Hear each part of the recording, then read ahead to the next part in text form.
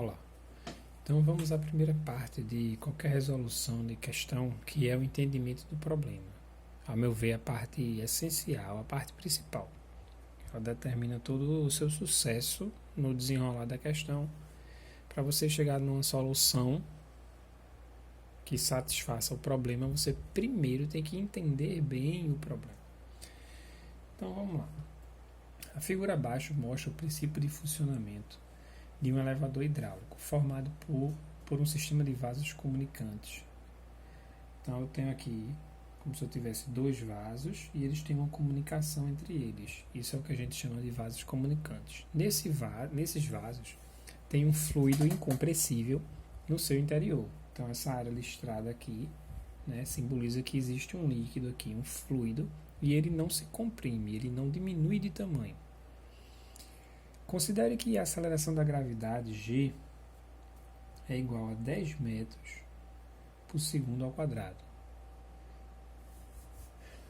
Sabendo-se que as áreas das secções transversais dos pistões 1 e 2 são, respectivamente, A1, a área do pistão 1, 0,2 metros quadrados, e a área do pistão 2, 1 metro quadrado, o módulo da força F1 necessária para erguer o peso equivalente de uma carga de massa igual a 100 kg, essa massa daqui, representada por esses dois cilindrozinhos aqui, é uma massa de 100 kg.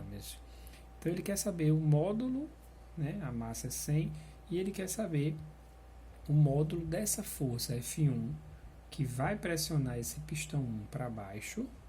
Consequentemente, né, vai ser transmitida aqui uma força F2 para cima, que vai ser capaz de levantar esses dois pezinhos aqui, que juntos, né, formam uma massa de 100 kg. Então, entenda o seguinte: quando eu tenho vasos comunicantes, eu posso tranquilamente aplicar o princípio de Pascal, que diz o seguinte: o aumento de pressão em qualquer ponto de um líquido, esse líquido aprisionado, então o aumento de pressão em qualquer ponto é percebido, é sentido da mesma forma em qualquer outro ponto deste líquido, inclusive nas paredes do recipiente que contém esse líquido. Então pensem comigo: se eu aplico uma força aqui F1, essa força F2 não é a mesma força, porque está se tratando de mover pistões com áreas diferentes. Mas existe uma coisa que é igual, e é justamente o que o princípio de Pascal nos garante, que é a pressão. Então, quando eu tenho essa pressão exercida pela força F1 sobre esse pistão 1, que tem essa área 1, que por definição é a definição de pressão, força sobre área. Então, quando eu tenho uma força aplicada nessa área, eu tenho uma pressão. E essa pressão, que é um acréscimo dado por essa força F1, essa mesma pressão vai ser sentida do lado de cá. Isso é o que garante o princípio de Pascal. Então, nós teremos o quê? Que a pressão 1 vai ser igual à pressão 2. Quem é a pressão? Então, entendemos o problema e já achamos uma equação que vai reger o meu problema. Nós precisamos agora substituir esses valores até chegarmos numa equação que seja F1 igual a um número. E aí vai me dar o resultado de F1. Então vamos lá. Se as pressões são iguais, mas eu posso substituir pressão. Por definição, pressão é força sobre área. Então, pressão 1 vai ser a força 1 sobre a área 1. Pressão 2, aqui é igual. Pressão 2 vai ser a força 2 pela área 2. Então, F1 é a grandeza que eu quero achar. Então, eu vou isolar primeiro ela. F1 vai ser igual, então, ao quê? Essa área 1 vai passar para o lado de cá, para o lado de lá. Está dividindo desse lado, vai passar multiplicando. Então, eu vou ter F2 vezes área 1, tudo isso sobre área 2. Então, vamos às substituições. Continuar, né? Eu tenho a área 1, sei que é 0,2. Eu tenho a área 2, eu sei que é 1. Eu não tenho F2. Mas entenda comigo. Se eu quero que essa força F2 aplicada para cima seja capaz, pela condição do problema, de erguer essa massa aqui, então a mínima situação é que se essa força F2 for igual ao peso dessa massa de 100 kg, ele não se move. Se ela for um pouco maior do que o peso, esse pistão 2 vai começar a subir.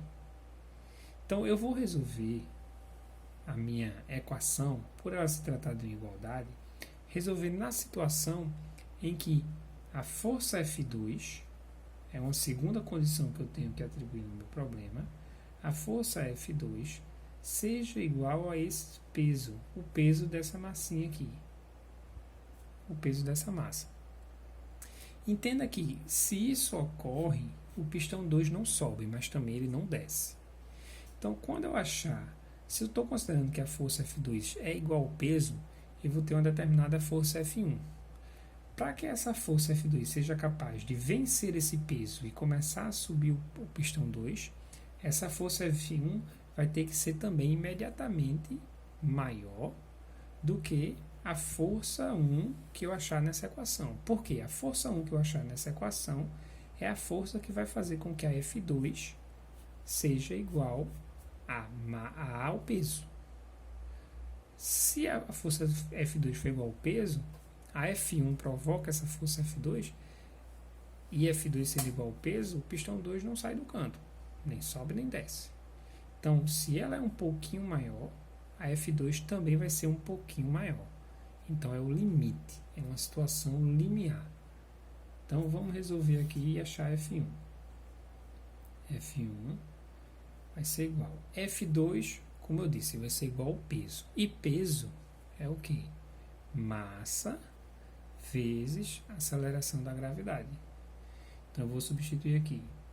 F2 por massa vezes aceleração da gravidade vezes a área 1 sobre a área 2. Então, eu tenho massa 100, eu tenho a gravidade 10, eu tenho a área 1 do pistão 1, 0,2 e tenho a área do pistão 2, 1. Então, agora é só substituir pelos números. A massa já está em quilograma, quando a gente está falando em força, a massa tem que estar em quilograma. 100 vezes a aceleração da gravidade é 10, vezes a área 1, que é 0,2. Tudo isso sobre 1. A força F1, então, vai ser igual ao quê? Ora, 100 vezes 10 é 1000. Isso é o quê? Eu vou colocar primeiro 0,2 e o 1000 eu vou escrever como 10 elevado a 3. Sobre 1 não precisa. Então, vai ser 0,2 vezes 10 elevado a 3, o quê? Newtons. Se eu quiser em notação científica, esse F1 vai ser um número entre 1 e 10, ou seja, eu posso multiplicar por 10 e ele vira 2. Se eu multiplico por 10 aqui, eu tenho que dividir por 10 aqui. E dividir por 10 é diminuir um expoente. Então, eu vou ter que será igual a 2 vezes 10 ao quadrado newtons. Tá certo? Eu posso escrever 10 ao quadrado é 100, também pode ser escrito como 200 newtons. Essa forma é a notação científica e essa são exatamente o mesmo número.